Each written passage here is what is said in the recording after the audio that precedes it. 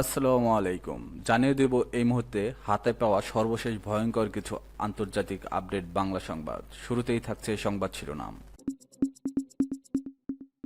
শুরুতেই জানিয়ে দেব পাকিস্তানের সেনা অভিযানে ভারত মদতপুষ্ট 14 সন্ত্রাসী নিহত। জানিয়ে দেব এপ্রিলের মধ্যে ইউক্রেনকে 1 লাখ ড্রোন দেবে যুক্তরাজ্য। এরপর রয়েছে যুক্তরাষ্ট্রের পারমাণবিক প্রস্তাব প্রত্যাখ্যানে ইরান। সর্বশেষ থাকছে ভারত 6টি যুদ্ধবিমান হারানোর সত্য গোপন করেছে 1 মাস, জানিয়েছে বিলাওয়াল। এখন শুনছিলেন সংবাদ শিরোনাম, এবার বিস্তারিত। প্রিয় দর্শক, আপনি যদি এই চ্যানেলে নতুন হয়ে থাকেন, ভিডিওটি দেখতে দেখতে চ্যানেলটি সাবস্ক্রাইব করে আমাদের সাথেই থাকুন। পাকিস্তানের সেনা অভিযানে ভারত মদতপুষ্ট 14 সন্ত্রাসী নিহত। উত্তর ওয়াজিরিস্তানে সেনা অভিযানে এবং তাতে সন্ত্রাসীদের সংবাদ বুধবার এক বিবৃতিতে নিশ্চিত করেছে পাকিস্তানি সেনাবাহিনীর জনসংযোগ দপ্তর। বিবৃতিতে বলা হয়েছে, ভারত পাকিস্তান প্রক্সি সন্ত্রাসী তৎপরতা চালাচ্ছে। অতি সম্প্রতি উত্তর ওয়াজিরিস্তানে দাত্তা খেল এলাকায় পরিচালিত এক সেনা অভিযানে 14 জন ভারতীয় মদতপুষ্ট সন্ত্রাসী নিহত হয়েছে। গোপন গোয়েন্দা তথ্যের ভিত্তিতে এই অভিযান পরিচালিত হয়েছে। পাকিস্তানের মাটি থেকে সন্ত্রাসবাদ সমূলে উচ্ছেদের আগ পর্যন্ত আমাদের যৌথ অভিযান চলবে। পাকিস্তানের প্রধানমন্ত্রী শেহবাজ শরীফের দপ্তর থেকে দেওয়া এক বিবৃতিতে সেনা অভিযানকে স্বাগত জানিয়ে বলা হয়েছে, যারা সন্ত্রাসবাদকে সমর্থন ও মানবতার শত্রু তাদেরকে এইভাবেই খতম করা হবে। প্রসঙ্গত 5 দিন আগে দক্ষিণ পশ্চিমাঞ্চলীয় রাজ্য বেলুচিস্তানের কাছে জেলায় অভিযান চালিয়ে 5 বিচ্ছিন্নতাবাদীকে হত্যা করেছিল সেনা পুলিশ যৌথ বাহিনী। আইএসপিআরের সেবারের বিবৃতিতেও দাবি করা হয়েছিল যে নিহতরা সবাই ভারতের মদতপুষ্ট। প্রসঙ্গত পাকিস্তানের 4 রাজ্য ও 3 কেন্দ্রশাসিত অঞ্চলের মধ্যে খাইবার পাখতুনখোয়া এবং বেলুচিস্তান এই দুটি রাজ্যে গত কয়েক বছরে সন্ত্রাসী তৎপরতা হামলার নাটকীয় উৎফুল্লন ঘটেছে। খাইবার পাখতুনখোয়া মূলত পাকিস্তানের তালেবানপন্থী গোষ্ঠী তেহরিক-ই-তালেবান পাকিস্তানের ঘাঁটি অঞ্চল। অন্যদিকে বেলুচিস্তানে ব্যাপকভাবে তৎপরতা বিচ্ছিন্নতাবাদী গোষ্ঠী বালোচ লিবারেশন আর্মি টিটিপি এবং বিএলএ উভয় চূড়ান্ত লক্ষ্য খাইবার পাখতুনখোয়া এবং বেলুচিস্তানকে পাকিস্তানের মানচিত্র থেকে বিচ্ছিন্ন করা। 2021 সাল থেকে সন্ত্রাসী হামলার উৎফুল্লন পরিলক্ষিত হচ্ছে পাকিস্তানে। গত বছর 2024 সাল ছিল সবচেয়ে বড় ভয়াবহ বছর। 2024 সালের বছর জুড়ে পাকিস্তান সন্ত্রাসবাদী হামলা 44টি সন্ত্রাসী হামলার ঘটনা ঘটেছে। শতকরা হিসেবে গত এক দশকের মধ্যে 2024 সালে দেশটিতে সন্ত্রাসী হামলার হার ছিল 40% বেশি। এসব হামলায় প্রাণ হারিয়েছে 685 জন সেনা এবং 927 জন বেসামরিক মানুষ। বিপরীতে গত বছর সেনা পুলিশের যৌথ অভিযানে নিহত হয়েছে 934 জন সন্ত্রাসী। গত 22 এপ্রিল ভারতের জম্মু কাশ্মীরের অন্তনাগ জেলার পেহেলগাম এক জঙ্গি হামলায় 25 জন পর্যটক নিহত হন। নিহতদের সবাই পুরুষ এবং একজন বাদে সবাই ভারতের নাগরিক। পরে দ্য রেজিস্ট্যান্স ফ্রন্ট নামের একটি গোষ্ঠী হামলার দায় স্বীকার করে। প্রাথমিক অনুসন্ধানে যা যায়, এই টিআরএফ মূলত পাকিস্তান কাশ্মীর ভিত্তিক জঙ্গি সংগঠন লস্কর-ই-তৈবার একটি উপশাখা। ঘটনার জন্য পাকিস্তানকে সরাসরি দায়ী করে ভারতের পক্ষ থেকে বলা হয়, জম্মু কাশ্মীরে হামলা করেছে পাকিস্তানের মদতপুষ্ট সন্ত্রাসীরা।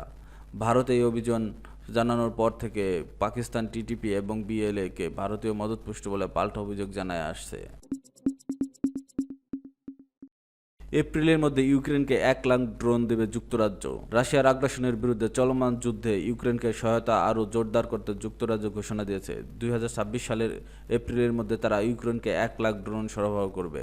এটি পূর্ব ঘোষণার চেয়ে 10 গুণ বেশি। বুধবার এই ঘোষণা দেয় ব্রিটিশ সরকার জানিয়েছে, নতুন এই ড্রোন প্যাকেজটি 350 মিলিয়ন পাউন্ড ব্যয়ে বাস্তবায়িত হবে, যা ইউক্রেনের জন্য 4.5 বিলিয়ন পাউন্ড মূল্যের সামরিক সহায়তার পরিকল্পনার অংশ।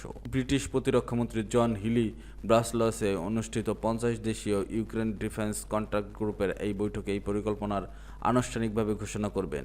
বৈঠকটি যৌথভাবে আয়োজন করছে যুক্তরাজ্য ও জার্মানি। বৈঠকের আগে এক বিবৃতিতে হিলি বলেন, যুক্তরাজ্য ইউক্রেনের পাশে দাঁড়ানোর অঙ্গীকার আরও জোরালো করছে। এই বছর লক্ষাধিক ড্রোন সরবরাহ এবং গুরুত্বপূর্ণ আর্টিলারি গোলাবারুদ পৌঁছে দেওয়ার জন্য একটি বড় মাইল ফলক পূরণ করছে। সোমবার যুক্তরাজ্যের সরকার একটি স্বাধীনভাবে তৈরি করা স্ট্র্যাটেজিক ডিফেন্স রিভিউ অনুমোদন করে, যেখানে প্রযুক্তি নির্ভর ও অধিকতর ধ্বংসাত্মক প্রতিরক্ষা ব্যবস্থার উপর জোর দেওয়া হয়েছে, বিশেষ করে রাশিয়ার মতো উদীয়মান হুমকি মোকাবেলায়। ইউক্রেনের 3 বছরের বেশি সময় ধরে চলা যুদ্ধ থেকে শিক্ষা নিয়ে যুক্তরাজ্য বলেছে, ড্রোন এখন যুদ্ধক্ষেত্রে পাল্টে দিচ্ছে এবং সেই অভিজ্ঞতা তারা নিজেদের প্রতিরক্ষার কৌশল কাজে লাগাতে চায়। ড্রোন সরবরাহ ছাড়াও যুক্তরাজ্য জানিয়েছে, জানুয়ারির পর থেকে তারা ইউক্রেনকে 1,40,000 আর্টিলারি সেল পাঠিয়েছে এবং এই বছর ইউক্রেনীয় সেনাদের প্রশিক্ষণের জন্য অতিরিক্ত 247 মিলিয়ন পাউন্ড ব্যয় করবে। যুক্তরাষ্ট্রের পারমাণবিক প্রস্তাব প্রত্যাখ্যান করল ইরান। ওমানের মধ্যস্থতায় ইরানের পররাষ্ট্রমন্ত্রী আব্বাস আরাকচি ও মার্কিন প্রেসিডেন্ট ডোনাল্ড ট্রাম্পের মধ্যপ্রাচ্য বিষয়ক দূত স্টিভ উইটকফের আলোচনার পর গত শনিবার যুক্তরাষ্ট্রের পক্ষ থেকে তেহরানকে নতুন প্রস্তাব দেওয়া হয়। 5 দফা আলোচনা সত্ত্বেও উভয় পক্ষের মাঝে কয়েকটি গুরুত্বপূর্ণ অমীমাংসিত বিষয় রয়েছে। এর মধ্যে ইরানের ইউরেনিয়াম সমৃদ্ধকরণ কর্মসূচি অব্যাহত রাখা এবং তেহরানের মজুতকৃত উচ্চমাত্রার ইউরেনিয়াম বিদেশে পাঠাতে একবারে অস্বীকৃত জানানোর মতো বিষয়গুলো অন্যতম।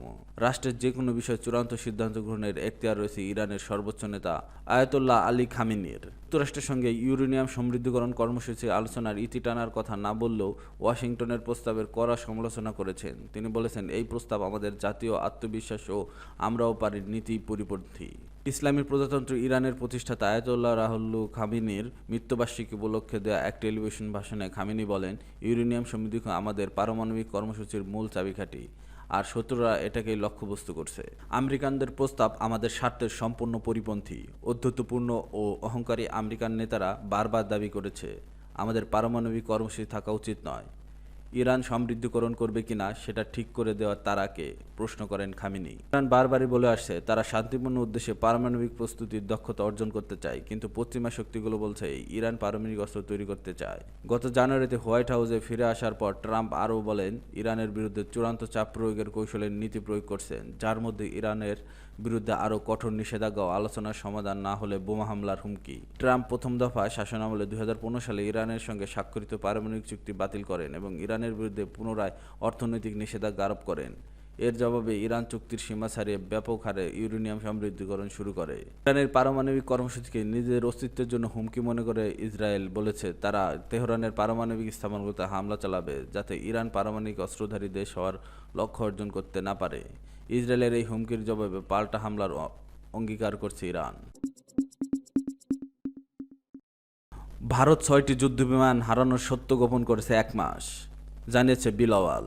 জাতিসংঘ সফরের সময় চীনা সংবাদ মাধ্যমকে দেয়া এক সাক্ষাৎকারে পাকিস্তান পিপলস পার্টির চেয়ারম্যান বিলাওয়াল ভুট্টো জারদারি দাবি করেছেন পাকিস্তান 6টি ভারতীয় যুদ্ধবিমান ভূপাতিত করেছিল, কিন্তু ভারত সেই ক্ষয়ক্ষতির কথা স্বীকার করতে 1 মাস সময় নিয়েছিল। তিনি বলেন, দক্ষিণ এশিয়ার স্থায়ী যুদ্ধবিরতির জন্য এবং কাশ্মীর ইস্যু জাতিসংঘের প্রস্তাব অনুযায়ী সমাধানের লক্ষ্যে আন্তর্জাতিক সম্প্রদায়কে আরও সক্রিয় ভূমিকা নিতে হবে। বিলাওয়াল বলেন, পাকিস্তান সবসময় সংলাপের জন্য প্রস্তুত ছিল, কিন্তু ভারত বারবার তা প্রত্যাখ্যান করছে। বর্তমান পরিস্থিতি শান্তির পক্ষে অনুকূল নয়। তিনি আরও বলেন, ভারতের একগুঁয়ে মনোভাব আঞ্চলিক স্থিতিশীলতার প্রতি বড় অন্তরায়।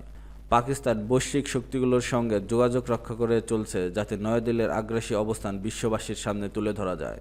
কাশ্মীর সংকটের শান্তিপূর্ণ সমাধানে আন্তর্জাতিক হস্তক্ষেপ জরুরি বলে তিনি মন্তব্য করেন। জাতিসংঘে ভারতের আগ্রাসনের প্রমাণ উপস্থাপন।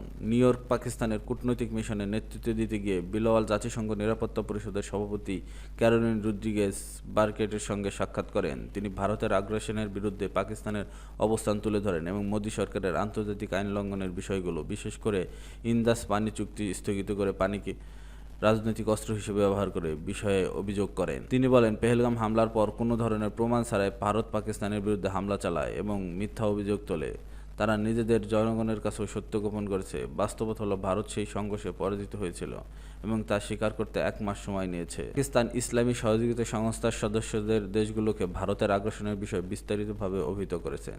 জাতিসংঘের নিযুক্ত মার্কিন যুক্তরাষ্ট্রের ভারপ্রাপ্ত স্থায়ী প্রতিনিধিকে একটি আনুষ্ঠানিক অভিযোগপত্র হস্তান্তর করা হয়েছে।